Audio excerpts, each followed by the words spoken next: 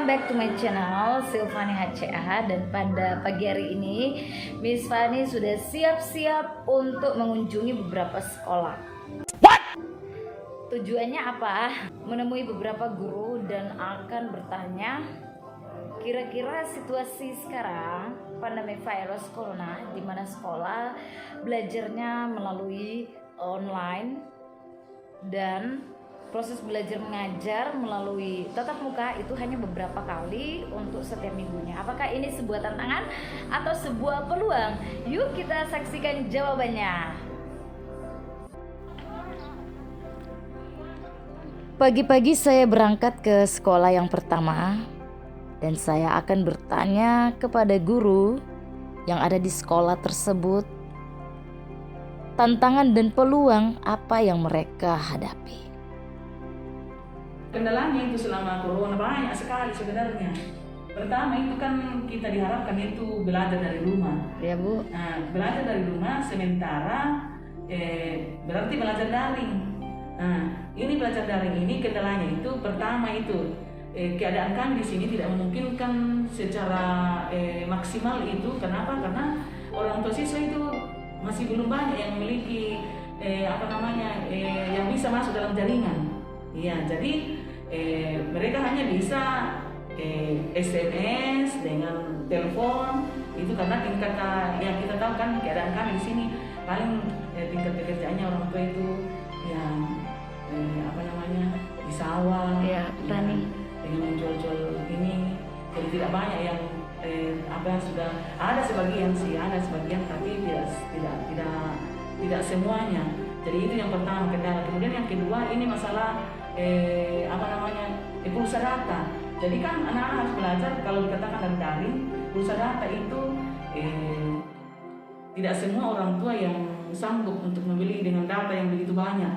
Memang ada bantuan dari pemerintah, tapi kan tidak akan terlalu maksimal jadinya karena biasanya kan anak-anak itu tidak tahu menggunakan. Selain tidak tahu menggunakan, tidak ada pulsa data. Jadi lebih banyak tantangan Bu ya? Iya, lebih banyak tantangan kalau kita melihat dari masalah pembelajaran dari rumah. Iya. Kalau kami di sini, keadaan kami di sini, kalau di tempat-tempat lain mungkin tidak, tapi kalau kami di sini terus terang saja banyak. Iya. Saya melanjutkan perjalanan ke sekolah yang kedua. Apakah di sekolah ini tercipta peluang atau lebih banyak tantangan? Ya, kalau kami di sini peluangnya wawasan kita terbuka yang mungkin dulu itu tidak pernah terpikirkan begitu. Ya. Karena kita belajar daring banyak ada saja ya, ide untuk bagaimana caranya supaya anak-anak bisa maksimal untuk menerima pelajaran. Ya. Nah, yang kami lakukan di sini adalah kami buat materi. Ya. Kami buatkan materi lalu disuruh orang tuanya datang mengambil materi tersebut dengan disertai dengan soal-soal. Ya, setelah materi kita buatkan soal-soal untuk dikerjakan di rumah. Ya. Itu Peluangnya ya. peluangnya. Kalau tantangannya Bu? Tantangannya ya pastinya anak-anak tidak maksimal belajar. Iya. Karena di rumah itu tidak sama di sekolah. Ya. Walaupun banyak waktunya di rumah, tetapi mungkin karena tidak ada yang arahkan, mungkin orang tuanya sibuk dengan pekerjaan masing-masing atau mungkin orang tuanya tidak terlalu peduli sama anak-anaknya di rumah untuk mengarahkan anak-anak untuk belajar. Makanya itu yang tantangannya. Jadi pembelajaran anak-anak itu tidak maksimal. Di sekolah yang ketiga, saya mendengar tentang tantangan dan peluang yang terjadi. Tantangan lebih banyak Bu ya, terkait dengan pembelajaran, bagaimana kita memfasilitasi anak-anak untuk mengikuti pembelajaran. Karena dengan pembelajaran daring ini banyak sekali kendala yang dihadapi, terutama dari segi fasilitas ya. Anak-anak banyak kendala terkait fasilitas yang mereka gunakan, kemudian bagaimana kita mendesain media pembelajaran sehingga anak-anak dengan mudah menguasai materi yang kita ajarkan. Itu lebih ke situ. Bagaimana materi yang kita bawakan itu bisa sampai ke anak-anak. Di situ tantangannya. Kalau peluang Pak kira-kira ada tidak? Ya tentu ya peluang-peluangnya banyak juga ya, terkait dengan mungkin salah satunya dengan tersedianya media-media pembelajaran online itu bisa dimanfaatkan oleh anak untuk menambah pengetahuan. Oke. Gitu. Di sekolah yang keempat, tantangan apa lagi yang terjadi? Pertama tantangannya itu kalau mau belajar ini susah karena siswa tidak semua memiliki alat Android HP. Smartphone Bu ya? Iya, tidak semua begitu. Kemudian kita mau belajar ini tatap muka misalnya di sesi-sesi, tetapi itu tidak diperkenankan karena memang Aturan. aturan. Iya. Iya, tapi walaupun itu kita tetap menyiapkan semua alat-alat protokoler kesehatan. Nah, waktu kita mulai belajar Zoom itu semua berusaha. Iya betul. Berusaha, malah ada sekolah tetangga kami SD itu datang minta ini, jadi sempat datang melatih minta bantuan untuk dibimbing. Iya. Itu sempat mereka datang ke sekolah untuk dibimbing karena kami di Kecamatan Makala, kepala sekolah di Kecamatan Makala itu setiap bulan adakan pertemuan rapat K3S, dan di situ kami menyampaikan kegiatan kami semua di sekolah masing-masing. Iya. Saling membagi Iya. bagaimana bentuk KBM-nya di sekolah. Iya. Di sekolah yang kelima, apakah peluang masih tercipta atau lebih banyak tantangan?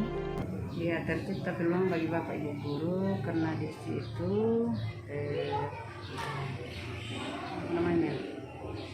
guru betul-betul kreatif di rumah maupun di sekolah. Iya. Kalau tantangannya Bu, bagaimana? Ya, tantangannya guru itu susah bertemu dengan anak-anak. Ya. Jadi selama ini guru itu betul-betul giat. Ya. Kalau umpamanya ada pekerjaan, ada tugas yang diberikan kepada anak-anak, terus anak-anak tidak datang, dia mendatangi ke rumah. Kan selama ini sebelum corona kita itu hanya bertemu orang tua dengan siswa dengan anak-anak di sekolah. Ya. Nah, selama ini guru itu betul-betul komunikasinya dengan orang tua dengan siswa betul-betul tercipta. Ya.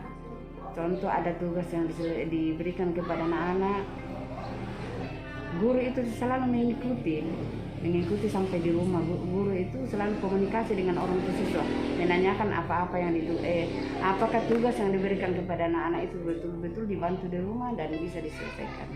Di sekolah yang keenam, apakah tantangan dan peluang yang tercipta? Banyak tantangan, itu lebih bagus itu yang itu Belajar tatap muka ya? iya, lebih bagus tatap muka daripada, karena ada juga anak-anak tuh misal kamu pembelajaran daring tidak ada Tidak ada gadget ya? iya. Jadi mereka itu ambil saja tugas-tugas yang tertulis dari gurunya. Ya. Itu juga belum tentu dia yang kerjakan, mungkin orang tuanya yang kerja. Iya. Di saat sekolah terasa sepi, seolah-olah tidak ada kegiatan, dan guru terus berjuang untuk melakukan yang terbaik untuk siswa. Kerja sama orang tua untuk melihat anak-anak penerus bangsa ini dapat memperoleh pendidikan yang terbaik meskipun di masa yang sukar.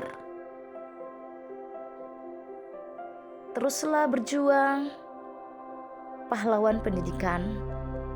Orang tua, guru, dan siswa perlu saling rangkul, tidak rusuh dan resah. Sampai jumpa di video selanjutnya.